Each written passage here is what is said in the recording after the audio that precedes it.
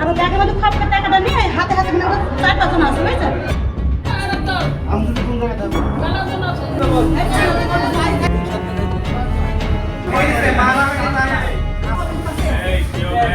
দেখা যাচ্ছে না। আমার বোমা লাইনে দাঁড়িয়ে আছে শিশু ডাক্তারের ওখানে বুঝছেন। আমি ব্যাগ নিয়ে বাচ্চা দেবো কাপড় চোপড় নিয়ে দাঁড়িয়ে আছি, এবার ব্যাগটা সাইডে শুধু টানছে। আমি পেছন করে বসে কেড়ে গছি আরো সরে দাঁড়াচ্ছে। এবার দাঁড়ানোর পরে আর একবার হাত ধরে দিচ্ছে, আমি হাত ধরেছি গছি এমনি আমার বাচ্চা ঢাললো। আমি বলছি বাচ্চা মানে নাড়তেও পারে, দিয়ে আমি ধরেন আবার সামনে ঘুরেছি। এবার আমার বাচ্চা যে পায়খানা করেছে আমি পায়খানাতে পাল্টে গেছি। আবার ব্যাগের মধ্যে খপকা টাকাটা নিয়ে হাতে হাতে মানে 4-5 জন আছে বুঝছেন।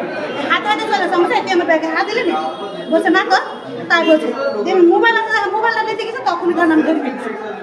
এবার আমি বলছি তোর সাথে আর লোক আছে, তুই আমার ব্যাগে হাত দিছিস আমি করেছি।